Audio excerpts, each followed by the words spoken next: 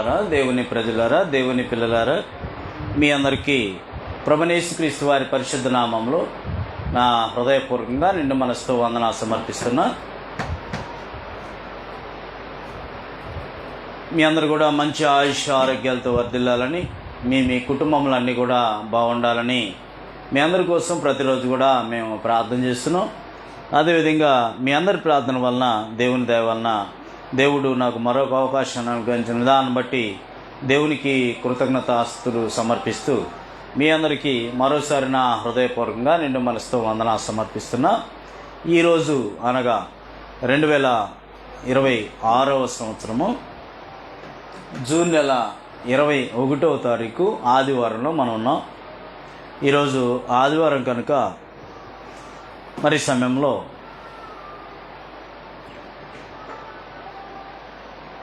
అమలులో ఉన్నది పాత నిబంధన లేక కొత్త నిబంధన అనే అంశాన్ని మనం నేర్చుకుంటున్నాం. బోధించు వారికి హెచ్చరికలని అమలులో ఉన్నది పాత నిబంధన లేక కొత్త నిబంధన అనే అంశాన్ని మనం నేర్చుకుంటున్నాం. జాగ్రత్తగా ఆలోచన చేసినట్లయితే గడిచిన తరగతిలో ధర్మశాస్త్రం క్రీస్తునందు కొట్టివేయబడినని, ధర్మశాస్త్రము క్రీస్తునందు కొట్టివేయబడినని మనం నేర్చుకున్నాం. ధర్మశాస్త్రము మోషే ద్వారా ఇవ్వబడిందని, క్రొత్త నిబంధన యేసుక్రీస్తు వారి ద్వారా ఇవ్వబడిందని, ధర్మశాస్త్రం కొట్టివేయబడిందని, ఈ క్రొత్త నిబంధన అనేది యేసుక్రీస్తు వారి ద్వారా క్రైస్తవులకు ఇవ్వబడినదని మనం గడిచిన తరగతిలో మనం నేర్చుకుని ఉన్నాం. ఇంకా ఎవరికైనా పాత నిబంధన కొట్టివేయబడింది అని, ఇంకా కొట్టివేయబడలేదా అని ఇంకెవరికైనా డౌట్ ఉన్నడితే ఖచ్చితంగా జాగ్రత్తగా ఆలోచన చేసినట్లయితే మత్తయి సువార్త 5వ అధ్యాయం 17-18 వచనాల్లో మనం గడిచిన తరగతిలో చూసాం. యేసు ప్రభు నెరవేర్చి కొట్టివేశాడు. నేను ఆ ధర్మశాస్త్రం సున్నాయనను పొల్లైనను పోదు, నేను కొట్టివేయడానికి దానికి రాలేదు అని చెప్పేశాడు. అంటే నెరవేర్చి కొట్టివేశాడు. నేను కొట్టివేయడానికి రాలేదు కదా అన్నాడు కదా అని చెప్పేసి ఇంకా అది కూడా పాటించవచ్చు కదా, ఇంకా పాత నిబంధనలో మంచి మంచి స్టోరీస్ ఉంటాయి కదా, ఇక అదే బాగుంది కదా, వినేవాళ్ళకు కూడా బాగుంది కదా, చెప్పేవాళ్ళకు కూడా బాగుంది కదా అని చెప్పేసి అలాగా వెళ్ళిపోతూ ఉండటం కాదు. దాన్ని నెరవేర్చి కొట్టివేసేసాడు అని గ్రంథం ఇంకా లూకా 24:44లో కూడా మనం చూసాం. తర్వాత రోమా 7:6లో కూడా ధర్మశాస్త్రం నుండి విడుదల పొందామని చెప్పేసి కూడా తెలియజేస్తుంది. తర్వాత కొరింథీయులకు రాసిన 2వ పత్రిక 3వ అధ్యాయం 6వ వచనంలో పాత నిబంధన అక్షరానుసారమైన ప్రాచీన స్థితి అని కూడా మనం నేర్చుకున్నాం. ఇంకా 2 కొరింథీ 3:14లో పాత నిబంధన క్రీస్తునందు కొట్టివేయబడిన అని ఖచ్చితంగా గ్రంథంలో తెలియజేస్తుంది. గలతీ పత్రిక 3:24-25 వచనాల్లో ధర్మశాస్త్రం మనకు బాలశిక్షకుడు, ధర్మశాస్త్రం అనేది మనకు బాలశిక్షకుడు. గడిచిన తరగతులు నేను చెప్పాను మీతో, పిల్లాడిని స్కూల్లో వేసిన తర్వాత చక్కగా అన్నీ కూడా ఏబిసిలు ఇలా నేర్చుకుని మళ్ళీ ఇంటర్మీడియట్ ఆ పై చదువుల వరకు వెళ్ళి ఏం చేస్తాడు, పిల్లవాని చేస్తులు మానివేస్తాడు. నేను 1 కొరింథీ 13వ అధ్యాయంలో 1 కొరింథీ రాసిన పత్రిక 13వ అధ్యాయము 11వ వచనంలో నేను పిల్లవాడనై ఉన్నప్పుడు పిల్లవాని వలె మాటలాడి తిని, పిల్లవాని వలె తలంచి తిని, పిల్లవాని వలె యోచించి తిని, ఇప్పుడు పెద్దవాడినై పిల్లవాని చేష్టలు మానివేసి తిని. ధర్మశాస్త్రం అనేది మనకు బాలశిక్షకుడు. వీళ్ళు ఏ విధంగా ఎలిమెంటరీ స్కూల్లోకి వెళ్ళి లేక స్కూల్స్కి వెళ్ళి నేర్చుకుంటాము, అలాగా బాలశిక్షకుడు ఏబిసిడ్లు అలాగ నేర్చుకుంటాము. బాలశిక్షకుడు అనమాట. ఆ విధంగా అన్నీ నేర్చుకున్న తర్వాత అంతా వచ్చిన తర్వాత అంచెలంచెలుగా ఇంటర్మీడియట్ నుంచి ఇంకా పై తరగతులకు ఏ విధంగా వెళుతాం, మళ్ళీ ఏబిసిడి దగ్గరికి రాం కదా, వస్తామా? మళ్ళా రాము. నేర్చుకున్నవి అన్నీ కూడా వచ్చేసినాయి కాబట్టి అలాగే వెళ్తాం. అయితే ఇంతకుముందు మన జీవితంలో, క్రైస్తవ జీవితంలో కొన్ని తెలిసి కొన్ని తెలియక ఏది చేయవచ్చో ఏది చేయకూడదో అని చెప్పేసి తెలిసి తెలియక చేసి ఉన్నాము. అయితే ఇప్పుడు ఇక్కడ ఏమంటున్నాడు, నేను పిల్లవాడనై ఉన్నప్పుడు పిల్లవాని వలె మాట్లాడితిని, పిల్లవాని వలె తలంచి తిని, పిల్లవాని వలె యోచించి తిని, ఇప్పుడు పెద్దవాడనై పిల్లవాని చేష్టలు మానివేసి తిని. పిల్లవాని చేష్టలు మానివేసేయాలి. మనలో దేవుని ఏదైతే వద్దన్నాడో దాన్ని తీసి పక్కన పెట్టేసేయాలి. ఏదైతే చేయమన్నాడో దాని ప్రకారం మనం నడుచుకోవాల్సిన అవస్థ అనేది ఉంది. కాబట్టి గలతీ పత్రిక 3:24-25 ధర్మశాస్త్రం మనకి బాలశిక్షకుడు లాంటిది. తర్వాత గమనించినట్లయితే ఎఫెసీ 2:14 క్రీస్తునందు ధర్మశాస్త్రం కొట్టివేయబడినని చెప్పేసి ఖచ్చితంగా తెలియజేస్తుంది. క్రీస్తు ధర్మశాస్త్రం యూదుల్ని అన్యుల్ని అందరినీ కూడా కలపడానికే క్రీస్తు క్రొత్త నిబంధన ఇవ్వటం జరిగింది. ధర్మశాస్త్రం నివారణ చేయబడి ఉన్నది. హెబ్రీ పత్రిక 7:18-19 కూడా గమనించినట్లయితే ధర్మశాస్త్రము నివారణ చేయబడి ఉన్నది. హెబ్రీ పత్రిక 8:7 ధర్మశాస్త్రము లోపము గలది. హెబ్రీ పత్రిక 8:13 పాతగిరి ఉడికిపోయాను, అదృశ్యమొకటకు సిద్ధముగా ఉన్నది.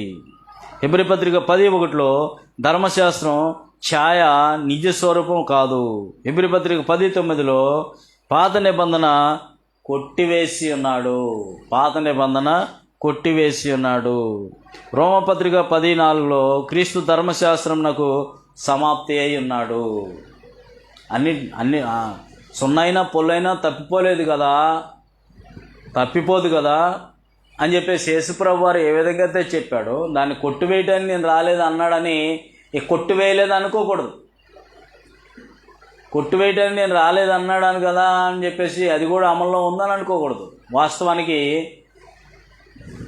పాత నిబంధన ఇప్పుడు అమల్లో లేదు.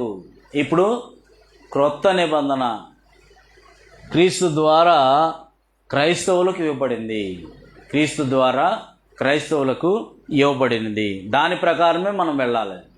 అందుకనే మెయిన్ ఇంపార్టెంట్గా ఆలోచన చేసినట్లయితే క్రొత్త నిబంధనకే ఏదైతే చెప్తుందో దాని ప్రకారం మనం వెళ్ళాలి. ఆ క్రొత్త నిబంధన అనేది అపోస్తలుల బోధ. దేవుడు ఏదైతే చెప్పాడో అదే ప్రభువైన యేసుక్రీస్తు వారు ప్రకటించారు. ప్రభువైన యేసుక్రీస్తు వారు ఏదైతే బోధించాడో ఆయన శిష్యులు కూడా అనగా అపోస్తలులు కూడా అదే బోధించారు. మనం ఆ బోధనే నేర్చుకోవాలి. ఆ బోధన నుంచి కుడికి ఎడమకి తొలగిపోకూడదు. పాత నిబంధన బాగుంది కదా, స్టోరీలు ఇవన్నీ కూడా చెప్పుకోవడానికి ఎంతసేపు అయినా చెప్పుకోవచ్చు కదా అని చెప్పేసి వాటి వెంట పడిపోవటం కాదు. కానీ ఉదాహరణకి అప్పుడు ఇట్లాగ జరిగింది అందుకని ఇలాగా మీరు నడుచుకోవద్దు.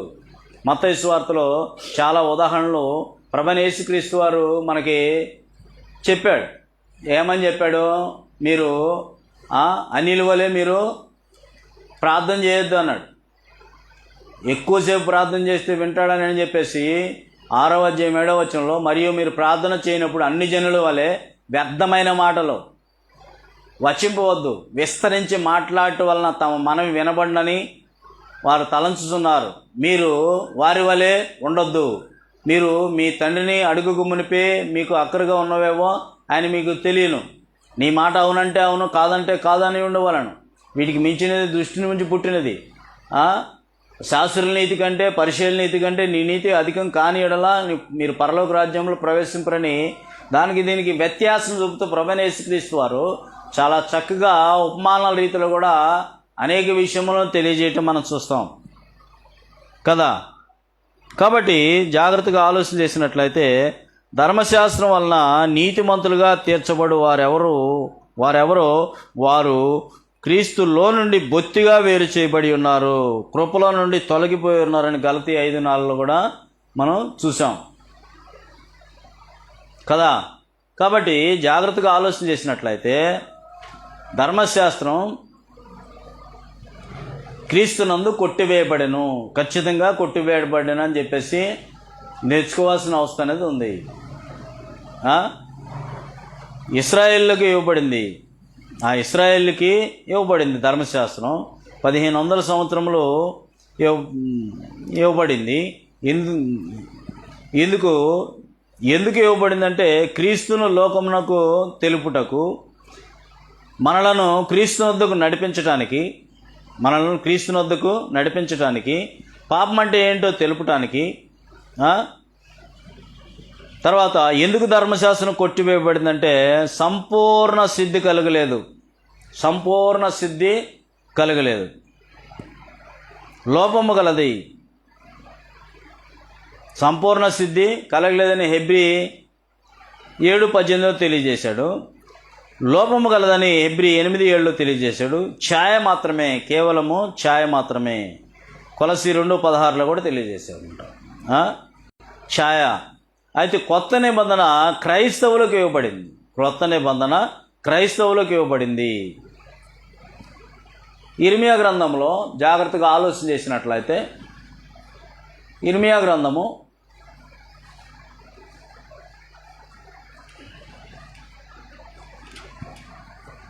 31వ అధ్యాయము, ఇర్మియా గ్రంథం 31వ అధ్యాయము 31, 32, 33 చూసుకున్నట్లయితే 31వ అధ్యాయము 31, 32, 33 వచనాలు చూసుకున్నట్లయితే, ఇదిగో నేను ఇశ్రాయేలు వారితోనూ యోధా వారితోనూ క్రొత్త నిబంధన చేయు దినములు వచ్చుతున్నవి. ఇదే యెహోవా వాక్కు. అది ఐగుప్తుల నుండి వారిని రప్పించుటకై నేను వారిని చేయి పట్టుకునిన దినమున వారి పితరులతో నేను చేసిన నిబంధన వంటిది కాదు. నేను వారి పెనిమిటినైనను వారు ఆ నిబంధనను భంగము చేసుకొనిరి. ఇదే యెహోవా వాక్కు. ఈ దినములైన తరువాత నేను ఇశ్రాయేలుతోనూ యోధా వారితోనూ చేయబో నిబంధన ఇదే. వారి మనస్సులను నా ధర్మ విధులు ఉంచెదను, వారి హృదయముల మీద దాన్ని వ్రాసెదను. యెహోవా వాక్కు ఇదే అని చెప్పేసి ఇక్కడ తెలియజేస్తున్నాడు. ఇంతకుముందు అయితే ధర్మశాస్త్రం కలిగిన ఆ పలకలు మోషే గారి ద్వారా ఇవ్వడం జరిగింది. ఇప్పుడైతే మీ హృదయాల మీద రాస్తాను. అప్పుడైతే పెద్ద పెద్ద వాటిలోకి వెళ్ళి యెరూషలేము దేవాలయంలోకి వెళ్ళి ఆరాధించేవాళ్ళు. ఇప్పుడైతే నీ హృదయాన్నే దేవాలయంగా చేసి మీ హృదయం మీద నేను వ్రాస్తాను అని అంటున్నాడు. వారి మనసును నా ధర్మ విధులను ఉంచేదను, మీ హృదయములు మీద దాని మీద వ్రాసేదను అని చెప్పేసి ఇక్కడ తెలియజేస్తున్నట్లుగా మనం చూడగలమాట. హెబ్రీ పత్రికలో 8వ అధ్యాయము, హెబ్రీ పత్రిక 8వ అధ్యాయము 8 నుంచి 12 వరకు గమనించినట్లయితే, హెబ్రీ పత్రిక 8వ అధ్యాయము 8 నుంచి 12 వచనాలు గమనించినట్లయితే అక్కడ అయితే ఆయన ఆక్షేపించి వారితో ఇలాగూ చెప్పుతున్నాడు. ప్రభు ఇట్లనెను, ఇదిగో ఈ యొక్క కాలం వచ్చుతున్నది, అప్పటిలో ఇశ్రాయేలు ఇంటి వారితోనూ యోధా ఇంటి వారితోనూ నేను క్రొత్త నిబంధన చేదును. అది నేను ఐగుప్తులో నుండి వీరి పితరులను వెలుపలికి రప్పించుటకై వారిని చేయి పట్టుకుని దినమున వారితో నేను చేసిన నిబంధన వంటిది కాదు. ఏమనగా వారు నా నిబంధనలో నిలువలేదు గనుక నేను వారిని ఆలక్ష్యము చేస్తున్నానని ప్రభువు చెప్పుచున్నాడు. ఆ దినములు అయిన తర్వాత ఇశ్రాయేలు ఇంటి వారితో నేను చేయబో నిబంధన ఏదనగా వారి మనసుల్లో నా ధర్మ విధులు ఉంచెదను, వారి హృదయముల మీద వాటిని వ్రాయుదును. నేను వారికి దేవుడనై ఎందును, నాకు ప్రజలే ఎందురు. వారిలో ఎవడును ప్రభువును తెలుసుకొనుడని తన పట్టణస్థునికైనను తన సహోదరునికైనను ఉపదేశం చేయుడు. వారిలో చిన్నలు మొదలుకొని పెద్దల వరకు అందరూ కూడా నన్ను తెలుసుకుందరు. నేను వారి దోషముల విషయమై దయగలిగి వారి పాపములను ఇంకను ఎన్నడను జ్ఞాపకం చేసుకొనని ప్రభువు సెలవిస్తున్నాడు కదా. ఇంతకుముందు అయితే ధర్మశాస్త్ర ప్రకారము కంటికి కన్ను పంటికి పన్ను ఉండేది. వాడు పొరపాటును కానీ ఏదన్నా కానీ వాడు ఈ కాలు ఎరగొట్టాడు అనుకో, ఆ తర్వాత రోజున ప్రజలందరి మధ్యలోకి వాడిని పిలిపించి నిర్దాక్షిణ్యంగా వాడి కాలు ఎరగొట్టడమే. పొరపాటున ఏదైనా వాడి కన్ను పోగొట్టాడు అనుకో, వీడిని నిర్దాక్షిణ్యంగా వాడిని తీసుకొచ్చి అందరి ముందు కళ్ళలో పొడిచి కన్ను పోగొట్టడమే. కంటికి కన్ను పంటికి పన్ను అనమాట, అట్లాగుండేదన్నమాట. అయితే ఇక్కడ క్రొత్త నిబంధనలో వచ్చేసరికి క్రీస్తు కృపను బట్టి, దయను బట్టి పాపములను ఇంక నీ అన్నడూ జ్ఞాపకం చేసుకున్నాను ప్రభు సెలవిస్తున్నాడు. నేను ఇంకా మిమ్మల్ని మీ పాపాలను మీకు జ్ఞాపకం చేసుకోను అని చెప్పేసి కదా. కాబట్టి జాగ్రత్తగా ఆలోచన చేసినట్లయితే క్రొత్త నిబంధన ఈ విధంగా తెలియజేస్తుంది. అదే 13వ వచనంలో కూడా గమనించినట్లయితే ఆయన క్రొత్త నిబంధన అని చెప్పుట చేత మొదటిది పాతదిగా చేసి ఉన్నాడు. ఏది పాతగిలి ఉడిగిపోవునో అది అదృశ్యమొకటకు సిద్ధముగా ఉన్నది. అదృశ్యమొకటకు సిద్ధంగా ఉన్నదాన్ని పట్టుకుని వేలాడుతూ వేలాడుతూ వేలాడుతూ ఇంకా వేలాడుతూ ఉన్నారు. ఆ ముసుగే ఇంకా కొంతమంది మీద నిలిచి ఉండి శనివారం ఆ పాత నిబంధన ప్రకారము శనివారం ఆరాధన కాబట్టి శనివారమే ఆరాధన చేసేవాళ్ళు ఎప్పటికీ లేకపోలేదు. గడిచిన తరగతిలో కూడా మనం చెప్పుకున్నాం కదా. కాబట్టి అదే హెబ్రీ 9:15లో కూడా గమనించినట్లయితే అక్కడ ఈ హేతువు చేత మొదటి నిబంధన కాలంలో జరిగిన అపరాధముల నుండి విమోచన కలుగుటకై ఆయన మరణము పొందినందున పిలువబడిన వారు నిత్యమైన స్వాస్థ్యమును గుర్చిన వాగ్దానమును పొందు నిమిత్తము ఆయన క్రొత్త నిబంధనకు మధ్యవర్తి అయి ఉన్నాడు అని చెప్తున్నాడు. క్రొత్త నిబంధనకి మధ్యవర్తి అయి ఉన్నాడు అని తెలియజేశాడు. అదే హెబ్రీ పత్రిక 12వ అధ్యాయం 24వ వచనంలో కూడా క్రొత్త నిబంధనకు మధ్యవర్తి అయిన యేసునొద్దకు హేబేలు కంటే మరి శ్రేష్టంగా పలుకు ప్రోక్షణ రక్తమునకు మీరు వచ్చి ఉన్నారు అని చెప్పేసి ఇక్కడ తెలియజేశామన్నమాట.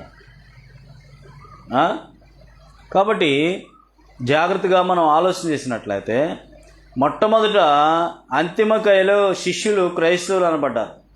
అపోస్తలకాలం 11:26లో మనకు తెలియజేస్తుందని. మొట్టమొదట అంతిమకాయలో క్రైస్తవులు శిష్యులు అనబడరి.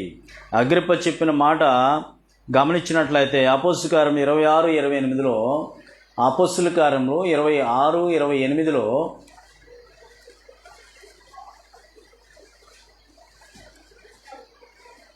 అక్కడ అందుకు అగ్రిప్ప ఇంత సులభముగా నన్ను క్రైస్తవునిగా చేయించుచున్నావే అని పౌలుతో చెప్పింది.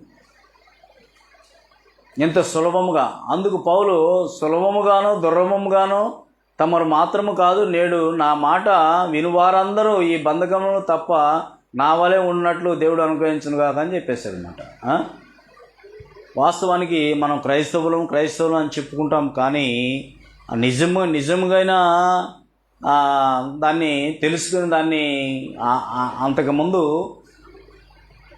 మొట్టమొదటిగా క్రైస్తవులు అనబడిన వారు ఏ విధంగా నడుచుకున్నారో తూచా తప్పకుండా వాళ్ళు 3000 మంది బాప్తిసం తీసుకున్న తర్వాత ప్రార్థన చేయటి ఎందును రొట్టె విరిచిటి ఎందును ఎలాగున్నారు? వాళ్ళు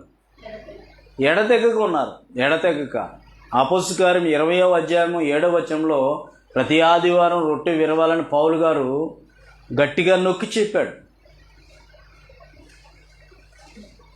ఆరాధన అంటేనే 5 కార్యక్రమాలు ఉండాలి. మొట్టమొదటి ప్రార్థన, పాటలు,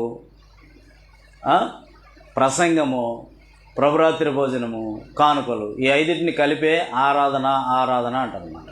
అది ఆదివారం చేసే ఆరాధన చేసి వచ్చానంటే 5 పనులు చేయాల్సిన వస్తుంది.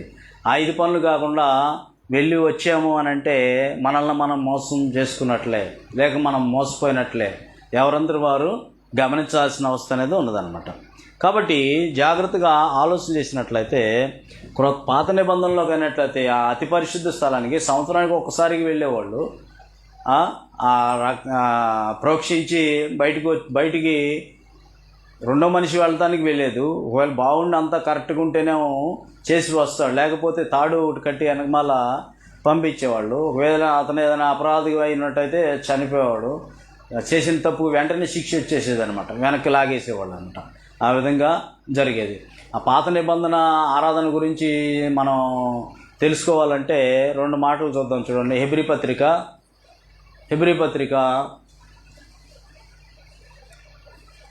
9వ అధ్యాయంలో, హెబ్రీ పత్రిక 9వ అధ్యాయం జాగ్రత్తగా గమనించినట్లయితే, హెబ్రీ పత్రికలో 9వ అధ్యాయము మొదటి నుంచి గమనించినట్లయితే, మొదటి నిబంధనకైతే సేవా నియమమును ఈ లోక సంబంధమైన పరిశుద్ధ స్థలము ఉండెను. మొదటి నిబంధనకైతే సేవా నియమములు ఈ లోక సంబంధమైన పరిశుద్ధ స్థలము ఉండేదా ఉండదా? పరిశుద్ధ స్థలం అనేది ఒకటి ఉండేది. ఎవరైనా సరే అక్కడికి వెళ్ళాల్సిందే. యెరూషలేం దేవాలయం. ఏలైనగా మొదట ఒక గుడారం ఏర్పరచబడాను. అందులో దీపస్తంభమును బల్లయు దాని మీద ఉంచబడి రొట్టెలను ఉండెను. దానికి పరిశుద్ధ స్థలం అని పేరు. 2వ తెరకు అవతల అతి పరిశుద్ధ స్థలము గుడారమును ఉండెను. అందులో సువర్ణ దోపార్తియు అంతటా బంగారు రేకులతో తాపబడిన నిబంధన మందసమును ఉండెను. ఆ మందసములో మన్నా గల బంగారు పాత్రయు చిగిరించిన అహరోను కర్రయు నిబంధన పలకలను ఉండెను. దానిపైన కరుణాపీఠము కమ్ముకొను మహిమగల కెరూబులు ఉండెను. వీటిని గురించి ఇప్పుడు వివరంగా చెప్పవల్లపడదు అంటున్నాడు.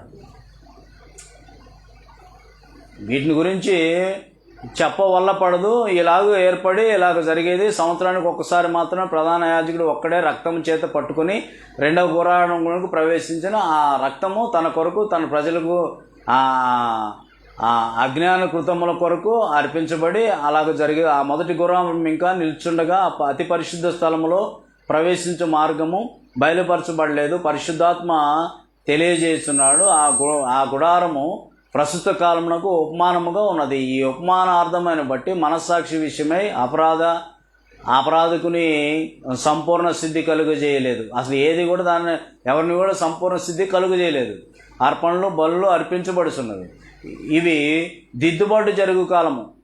ఈ విధంగా తప్పించుకుంటున్నారన్నమాట.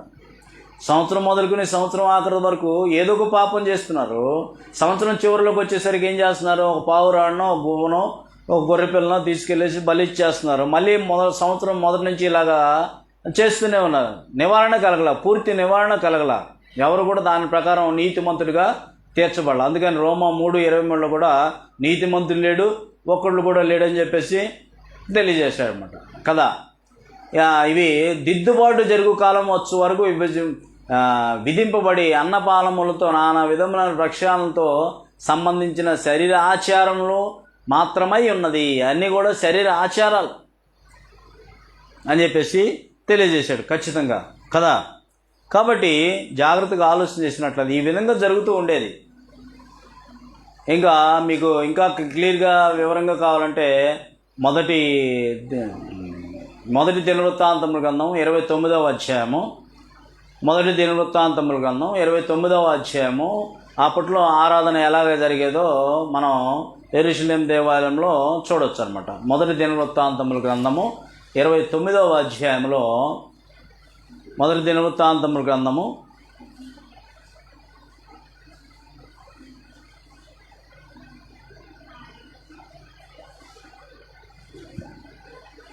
అదేనా? చూడండి ఒకసారి.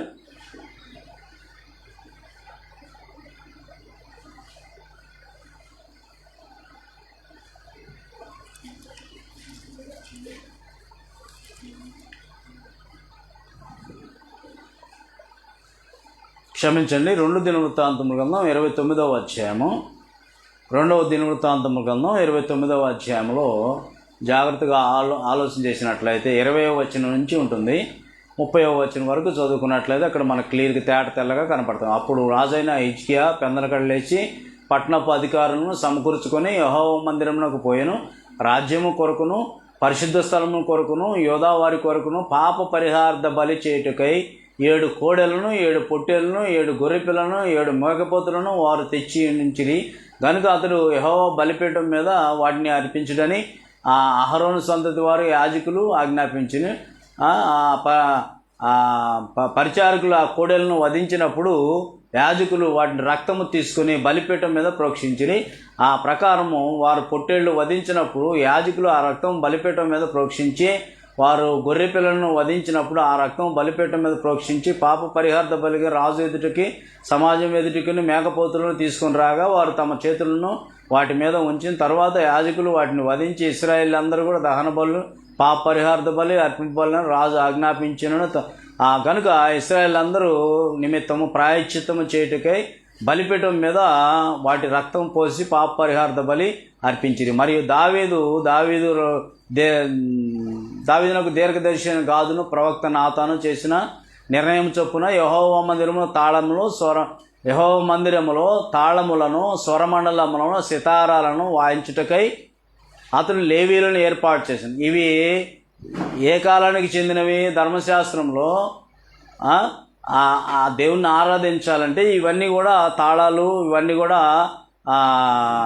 వాయిద్యములు అన్నీ కూడా స్వరమండలములు సితారాలు వాయించుటకు లేవీలను ఎవరు పడితే వాళ్ళు వాయించడానికి లేదు. మళ్ళా ఆ లేవీలను దేవుడు ఏర్పాటు చేశాడు, వాళ్లే వాయించాలా. అలాగూ జరుగువాలని యెహోవా ప్రవక్త ద్వారా ఆజ్ఞాపించిండాను. దావీదు చేయించిన వాయిద్యములను వాయించుటకు లేవీలు, బూరలు ఊదుటకు యాజకులు నింపబడిరి. బలిపీఠం మీద దహన బలులు అర్పించుటని హిజ్కియా ఆజ్ఞాపించాను. ఆ దహన బలి అర్పణ ఆరంభమవుడుతోనే వాటి అరుపులు వినపడకుండా, ఆ దహన బలి ఎప్పుడైతే స్టార్ట్ అవుతుందో వాటి అరుపులు బయటికి వినపడకుండా ఈ బలిపీఠం మీద దహన బలులు అర్పించుటని హిజ్కియా ఆజ్ఞాపించను. అర్పణ ప్రారంభమగుడితోనే ఈ బొరలు ఊదుట్లో ఇశ్రాయేల్ రాజు అయిన దావీదు చేయించిన వాద్యములు వాయించుతోనే యెహోవాకు స్తుతిగానం ఆరంభమాయను.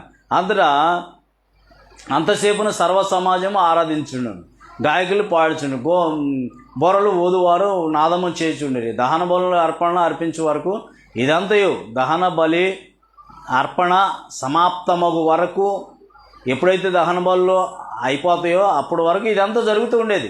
వారు అర్పించడం ముగించిన తర్వాత రాజును అతనితో కూడా వారందరూ తమ తలలు వంచి ఆరాధించిరి. దావీదు దీర్ఘదర్శిగా ఆసాపు రచించిన శ్లోకం ఎత్తి యెహోవాను స్తుతించుడని రాజైన హిజ్కియాయు అధిపతులు లేవీలు ఆజ్ఞాపింపగా వారు సంతోషంతో స్తోత్రములు పాడి తల వంచి ఆరాధించినట్లుగా చూస్తాం. ఆ విధంగా ధర్మశాస్త్రంలో పాత నిబంధనలో ఆరాధన జరుగుతూ ఉండేది. ఇప్పుడు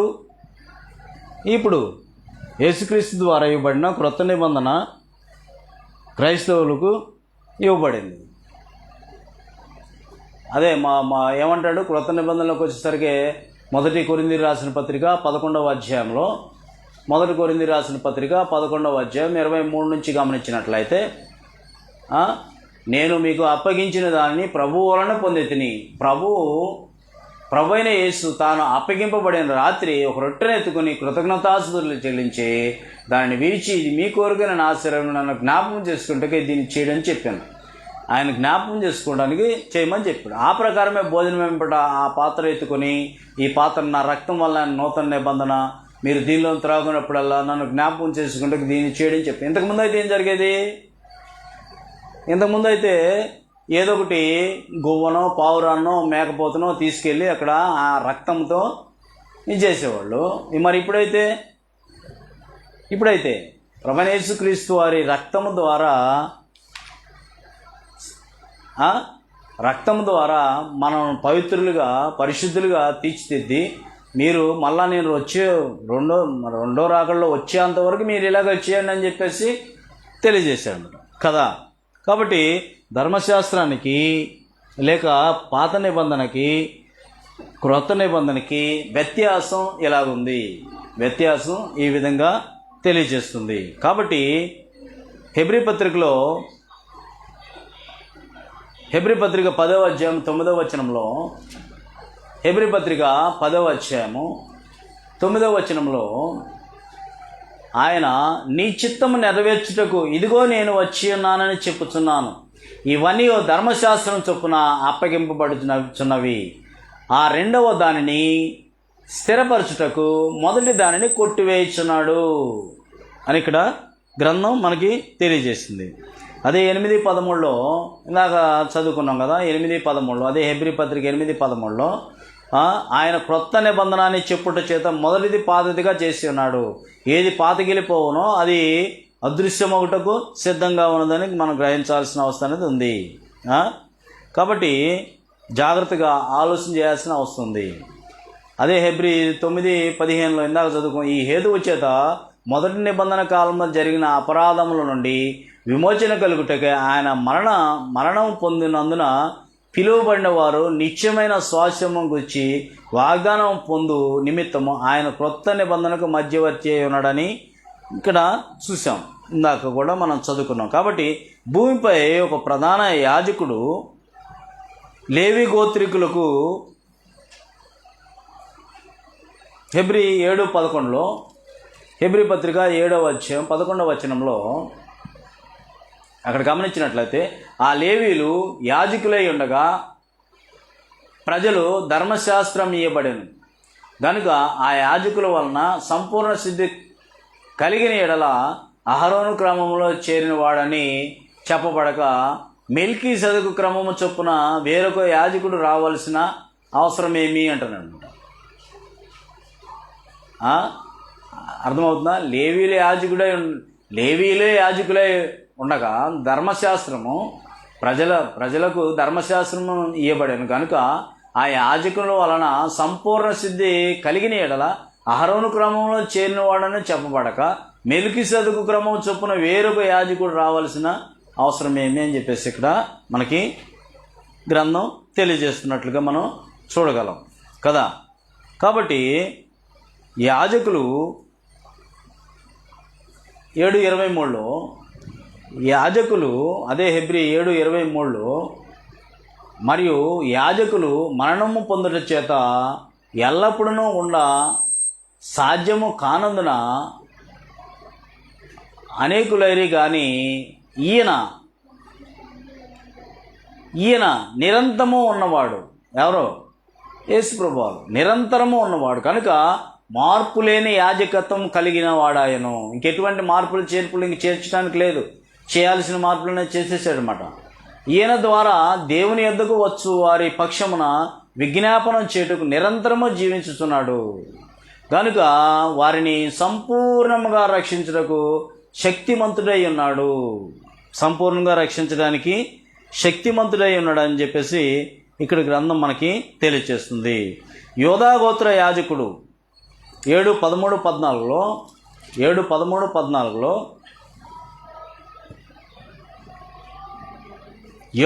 యోధా గోత్ర యాజకుడు అనమాట.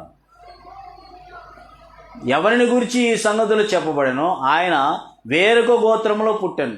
ఆ గోత్రములోని వాడెవడను బలిపీఠం వద్ద పరిచర్య చేయలేదు. మన ప్రభు యోధా సంతానమందు జన్మించిననుట స్పష్టమే.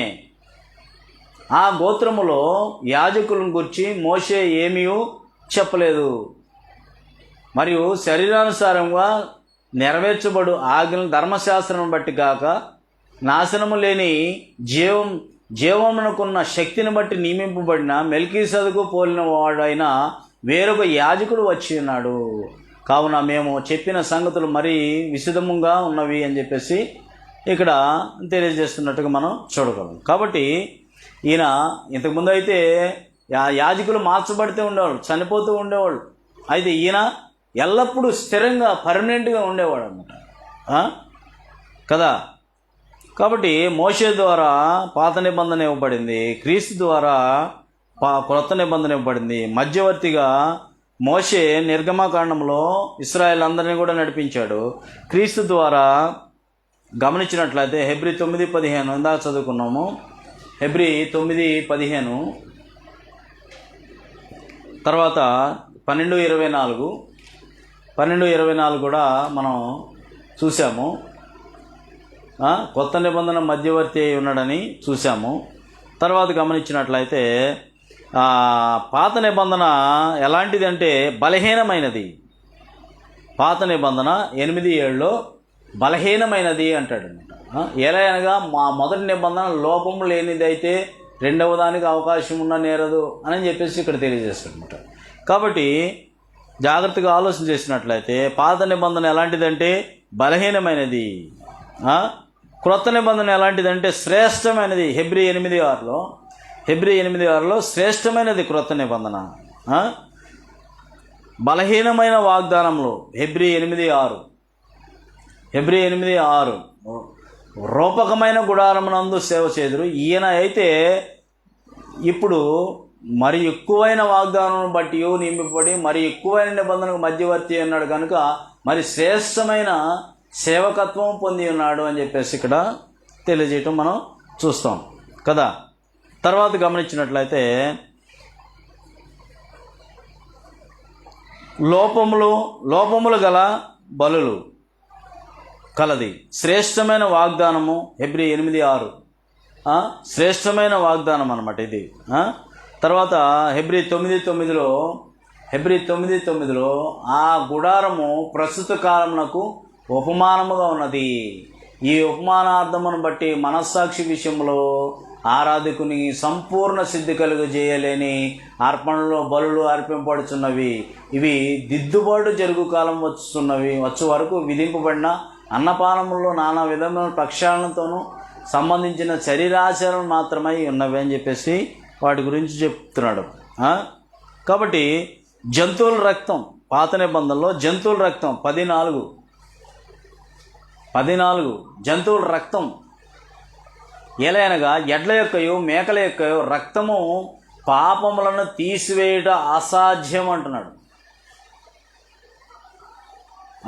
ఎడ్ల యొక్కయో మేకల యొక్కయో రక్తము పాపములను తీసివేయుట అసాధ్యం అంటున్నమాట. అసాధ్యము.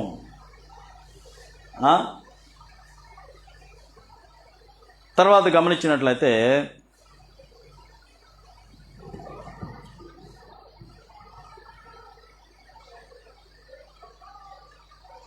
పాపక్షమాపణ లేదు 11వ వచనంలో కూడా అదే 11 వచనంలో మరియు ప్రతి యాజకుడు దినదినము చేసు పాపములను ఎన్నటికీ తీసివేయలేని ఆ బలులనే మాటి మాటికి అర్పించుతూ ఉండును. ఎప్పుడిప్పుడు సంవత్సరం వచ్చిందంటే మళ్ళీ సంవత్సరం మొత్తం మళ్ళీ పాపాలు చేయటం మళ్ళీ అర్పించటం ఇట్లాగనమాట జరుగుతూ ఉండేదన్నమాట. దాని నుంచి నివారణ చేసి ఆ జంతువుల రక్తం వల్ల ఇట్టి పరిస్థితులను కూడా పాప క్షమాపణ లేదు అని చెప్పేసి తెలియజేసి సంపూర్ణ బలి హెబ్రీ 9:12 క్రీస్తు రక్తము హెబ్రీ 9:12 పాప క్షమాపణ ఉన్నది 9:15 అపోస్తలుల 13:18 జంతు రక్తముచే ప్రతిష్ఠింపబడెను. పాత నిబంధన జంతు రక్తముచే ప్రతిష్ఠింపబడెను హెబ్రీ 9:19 మరి క్రొత్త నిబంధన క్రీస్తు రక్తముచే ప్రతిష్ఠింపబడెను. పాపముల జ్ఞప్తి ఇక ఉండదు. హెబ్రీ 9:14 1 పేతురు 3:21 కూడా మనం గమనించినట్లయితే 1 పేతురు 3:21 1 పేతురు పత్రిక 3వ అధ్యాయము 21వ వచనంలో అక్కడ అనగా 8 మంది నీటి ద్వారా రక్షణ పొందిరి, దానికి సాదృశ్యమైన బాప్తిస్మం ఇప్పుడు మిమ్మల్ని రక్షించుచున్నది. అదేదనగా శరీర మాల్యమును తీసివేయటం కాదు కానీ యేసుక్రీస్తు పునరుద్ధానము మూలముగా దేవుని విషయము నిర్మలమైన మనస్సాక్షినిచ్చుతున్నది. ప్రత్యుత్తరమే బాప్తిస్మం తీసుకున్నప్పుడు ఏమవుతుంది? నిర్మలమైన మనస్సాక్షి. నీ పాపాలు నీవు చేసిన దోషాలు అన్నీ కూడా నమ్మి ఎప్పుడైతే బాప్తిస్మం తీసుకుంటావో దాని ద్వారా నీ హృదయం ఏమవుతుందంటే నిర్మలం అవుతుందని చెప్పేసి ఇక్కడ తెలియచేస్తున్నమాట కదా. కాబట్టి దేవుని ఎదుట ధైర్యం లేదు. ఇంతకుముందు ధైర్యం ఉందా? ఏం సుఖం? ఏదో ఒక బలి పావురాన్నో లేకపోతే పిచ్చుకునో లేకపోతే ఏదో గొర్రెపిల్లనో తీసుకెళ్ళి బలిస్తున్నాడు. ఇంతవరకు పోయింది, నేను పాపాలు చేసిన అన్నీ పోయినాయి అనుకుంటున్నాడు. మళ్ళీ సంవత్సరం వచ్చేసరికి మళ్ళీ మొదలు పెడుతున్నాడు కదా. దేవుని ఎదురు ధైర్యం ఎక్కడి నుంచి వస్తుంది? ఉండదు కదా, ధైర్యం ఉండదు కదా. ఇప్పుడైతే దేవుని ఎదుట ధైర్యం ఉన్నది. హెబ్రీ 10:19 ఇప్పుడైతే ఏముంది? ధైర్యం. హెబ్రీ 10:19 సహోదరులారా, యేసు మనకు ప్రతిష్ఠించిన మార్గమును అనగా నూతనమైనదియు జీవము గలదియు, ఆయన శరీరమును తెర ద్వారా ఏర్పరచబడినది అయిన మార్గము. ఆయన రక్తం వలన పరిశుద్ధ స్థలమునందు ప్రవేశించుటకు మనకు ధైర్యము కలిగి ఉన్నది. గనుక దేవుని ఇంటి పైన మనకు గొప్ప యాజకుడు ఉన్నాడు అంటున్నాడు. ఎవరా యాజకుడు? ప్రభువైన యేసుక్రీస్తు వారు. గనుక మనస్సాక్షి కల్మషం తోచుకున్నట్లు ప్రోక్షింపబడిన హృదయములు గలవారము, నిర్మలమైన ఉదకంతో స్నానము చేసిన శరీరము గలవారమై ఉండి విశ్వాస విషయంలో సంపూర్ణ నిశ్చయిత కలిగి యథార్థమైన హృదయంతో మనము దేవుని సన్నిధానమునకు చేరిదము. వాగ్దానము చేసిన వాడు నమ్మదగిన వాడు గనుక మన నిరీక్షణ విషయమై మనము మెప్పుకొనినది నిశ్చయముగా పట్టుకుందము.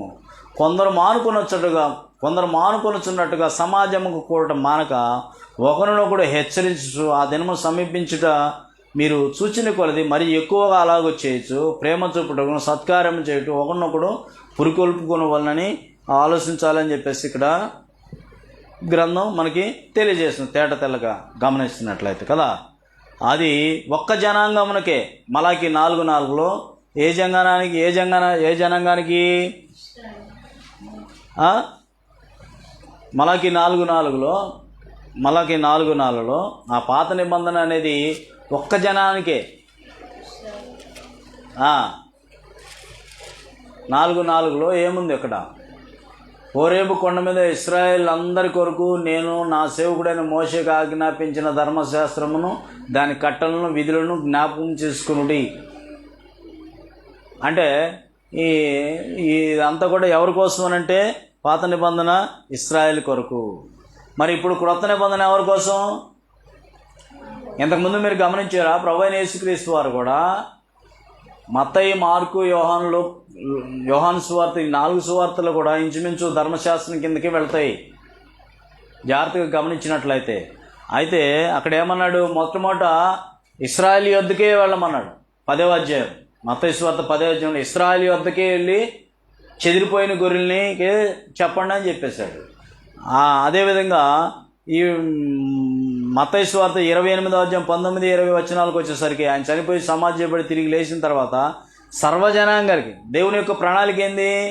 లోకంలో ఎవరు నశించకూడదు, అందరిని రక్షించాలనే ఉద్దేశంతో ఆయన పాప పరిహార్థ బలి, ఆయన రక్తం ద్వారా అందరిని కూడా రక్షించాలని జనాంగాన్ని మొత్తం కూడా మీరు సర్వలోకానికి వెళ్ళండి, సర్వ సృష్టికి స్వార్థ ప్రకటించండి, సమస్త జనం నా శిష్యులుగా చేయండి అని చెప్పేసి, నమ్మి బాప్తిసం పొందిన రక్షింపడం అని చెప్పేసి అనమాట.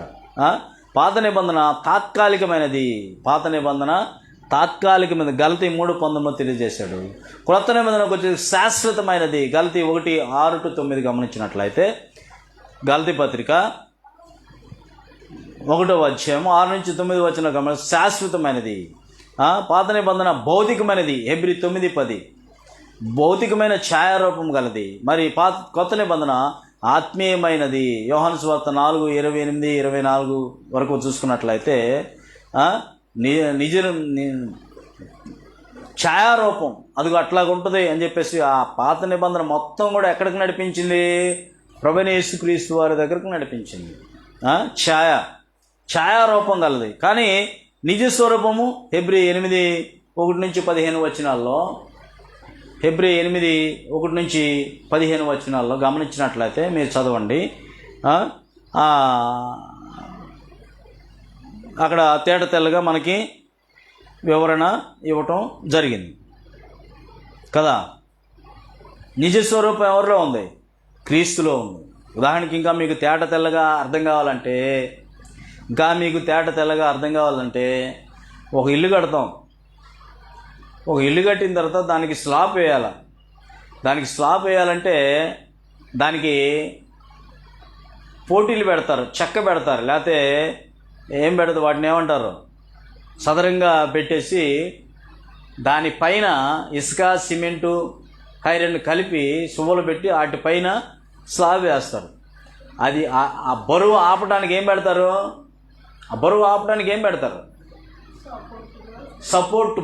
సపోర్ట్ బాదులు పెడతారు. పైన చెక్క కానీ ఇనప రేకులు కానీ చక్కగా పేర్చి పెడతారన్నమాట. వాస్తవానికి ఆ స్లాబ్ అయిపోయిన తర్వాత 15 రోజులు 20 రోజులు ఒక నెల రోజులు అయిపోయిన తర్వాత ఏం చేస్తారు? వాటిని తీసేస్తారు. అవునా కదా? తీసేస్తారు. అంటే ఇవన్నీ బలం కలిగినవా? అది బలం కలిగిందా? ఇప్పుడు ఇది లేకపోతే అది లేదు. అర్థమవుతుందా? ఇది లేకపోతే ఆ స్టాండర్డ్ ఆ స్లాబ్ అనేది లేదు. ఆ స్టాండర్డ్ స్లాబ్ తయారవటానికి ఇవి కావాలి, పాత నిబంధన. అందుకనే పాత నిబంధన ఏం జరిగింది ఏంటని చెప్పేసి పాత నిబంధన అర్థమైతేనే మనకు కొత్త నిబంధన తేట తెల్లగా అర్థమవుతుంది. అది బేసిక్ అనమాట, బేసిక్. అది అర్థమైతేనే ఇది అర్థమవుతుంది, లేకపోతే అర్థం కాదనమాట. ఇప్పుడు ఈ రెండింటిలో ఈ బాదులు, ఈ చెక్క, ఇవి స్టాండర్డా, లేకపోతే ఆ స్లాబ్ వేసిన తర్వాత స్లాబు స్టాండర్డా? నువ్వు పొలుగు పెట్టి పొడిచినా ఇది అవ్వదు, చాలా స్టాండర్డ్గా ఉంటుంది కదా. ఇవైతే ఈ చెక్కలు ఇవన్నీ ఏం చేస్తారు? స్లాబ్ అయిపోయిన తర్వాత 15-20 రోజులు అయిన తర్వాత తీసేస్తారు, తీసి పక్కన పడేస్తారు. అట్లాగనే ప్రభువైన యేసుక్రీస్తు వారు ఆయన ధర్మశాస్త్రం కొట్టివేయటానికి నేను రాలేదు, కానీ తూచా తప్పకుండా అన్ని నెరవేర్చి కొట్టివేశాడు అన్నమాట కదా. నిజస్వరూపం క్రీస్తులో ఉంది, ఛాయ పాత నిబంధనలో ఉందన్నమాట. శరీర శుద్ధి ఉంది పాత నిబంధనలో, హెబ్రీ 9:13. ఇక్కడికి వచ్చేసరికి కొత్త నిబంధనలోకి వచ్చేసరికి ఆత్మశుద్ధి అంటే శరీర శుద్ధి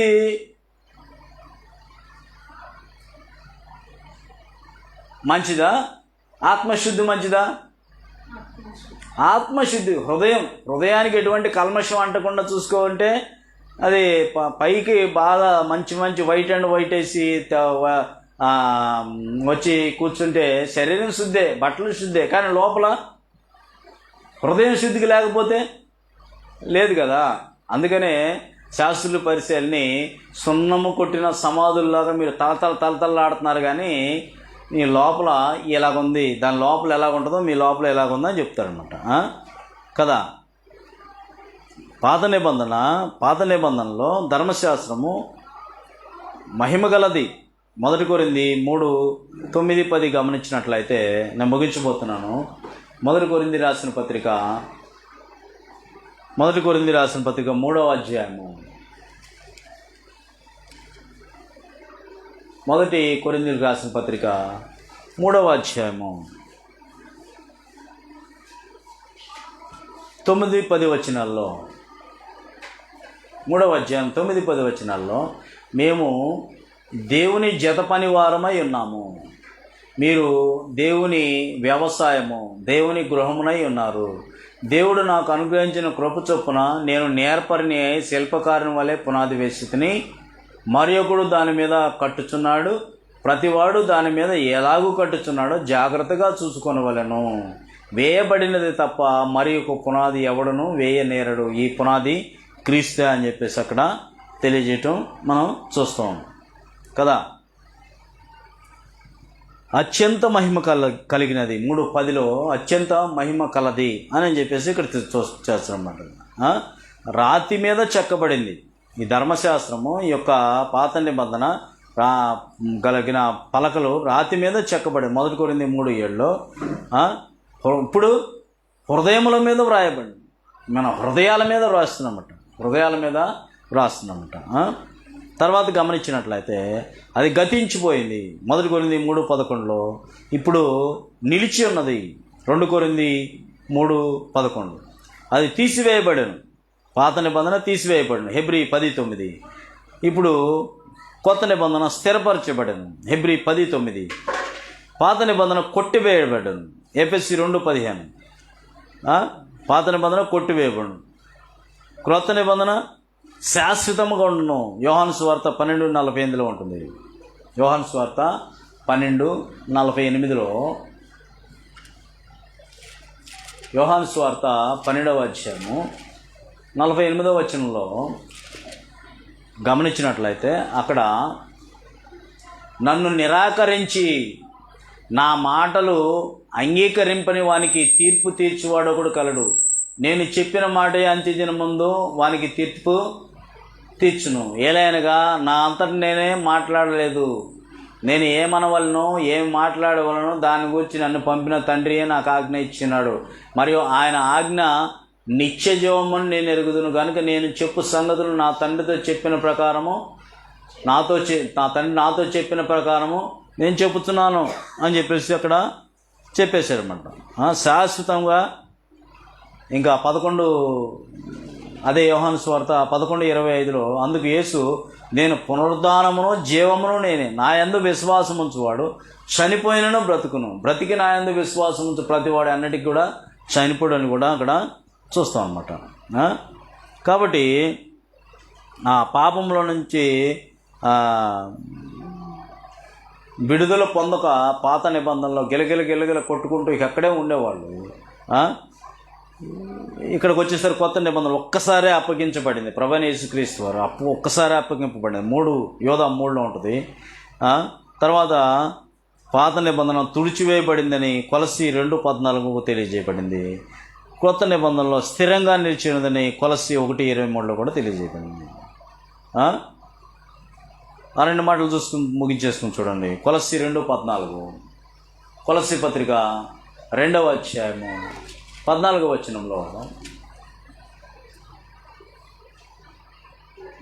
మనం చూసాం, మీరు బాప్తిస్మమందు ఆయనతో కూడా పాతిపెట్టబడిన వారై మృతులను లేపిన దేవుని ప్రభావం మందు విశ్వసించడం ద్వారా ఆయనతో కూడా లేపబడి, మరియు అపరాధముల వలన శరీరమందు సున్నతి పొందక ఇండుట వలన మీరు మృతులైతిరి. అంటే సున్నతి పొందిన వాళ్ళే అని చెప్పేసి ఆ లెక్కల్లో పడిపోయేదన్నమాట. ఇప్పుడు సున్నతి పొందినా పొందకపోయినా సరే నీవు క్రొత్త నిబంధనలో పట్టుకుని వెళ్ళిపోవచ్చు అనమాట.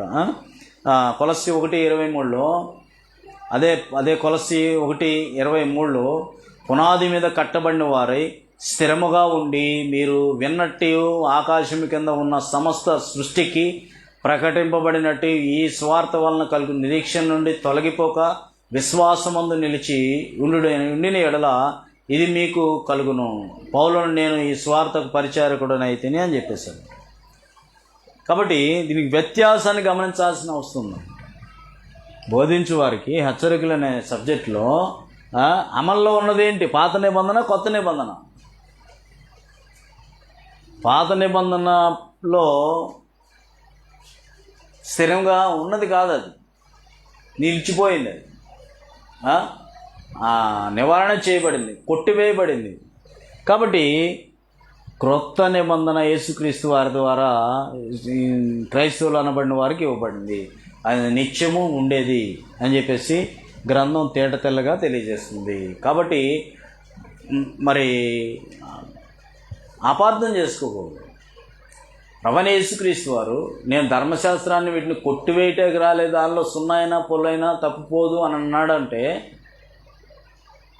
దాని ప్రకారం చేసి నెరవేర్చి దాన్ని కొట్టివేశాడు.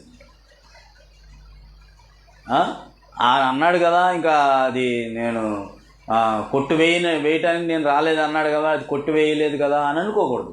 ఖచ్చితంగా కొట్టివేయబడిందని ఇప్పటివరకు చాలా రిఫరెన్స్ మనం చూస్తాం. కాబట్టి నువ్వైనా నేనైనా ఇప్పుడు ఏ నిబంధనలో ఉన్నావు? అమల్లో ఉన్నది ఏంటి? కొత్త నిబంధన, పాత నిబంధన, క్రొత్త నిబంధన. అదే ఇంపార్టెంట్ అంటారు. పిల్లలకి లాస్ట్ ఎగ్జామ్స్ అప్పుడు, ఇప్పుడు 10th క్లాస్ అనుకోండి, లాస్ట్ ఎగ్జామ్స్ అప్పుడు ఏం చెప్తారు? మెయిన్ ఇంపార్టెంట్ క్వశ్చన్స్ చెప్తారు వాళ్ళకు. మిగిలిన చెప్పిన పాఠాలన్నీ అంత ప్రాముఖ్యము, అన్నీ ప్రాముఖ్యమే, కానీ వాటన్నిటిలో తేటతెల్లగా ఐఎంపీ అని చెప్పేసి, ఇంపార్టెంట్ అని చెప్పేసి, రేపు ఈ క్వశ్చన్ వస్తుంది, ఇది వస్తుంది అని చెప్పేసి వాళ్ళు చక్కగా నేర్పిస్తుంటారు అనమాట. అలాగా క్రొత్త నిబంధన అలాంటిది అనమాట. అది చదివితేనే ఇది అర్థమవుతుంది. పాత నిబంధన చదివితేనే ఇది అర్థమవుతుంది అనమాట. పాత నిబంధన అలాగ చేశారు కదా, ఇలాగ చేశారు కదా, కొత్త నిబంధనలో కూడా ఇలాగా చేయొచ్చా, చేస్తే ఏంటి, వాళ్ళు చేశారు కదా అని అంటే వ్యత్యాసాన్ని గమనించాల్సిన అవసరం. వ్యత్యాసం తెలుసుకుని, అందుకనే ఏది కలపొద్దు, ఏది తీసేస్తారు. ఏది కలపొద్దు, ఏది తీసి. ఇప్పటివరకు ఓపికతో చక్కగా విన్న మీ అందరికీ నా హృదయపూర్వకంగా నిండు మనసుతో వందనాలు సమర్పిస్తున్నా. మీ అందరికీ కూడా అర్థం కావాలనే ఉద్దేశంతోనే ముందుకు వెళుతున్నాం. ఇంతవరకు చక్కగా దేవుని యొక్క వాక్యాన్ని ఎందరైతే ఆలకించి ఉన్నారో, లైవ్ ద్వారా ఎంతమంది చూస్తున్నారో అందరూ కూడా ఆత్మీయంగా బలపడి స్థిరపడాలనే ఉద్దేశంతో ముందుకు వెళ్తున్నాం. మరోసారి మీ అందరికీ నా హృదయపూర్వకంగా నిండు మనసుతో వందనాలు సమర్పిస్తూ ముగించేసుకున్నాం.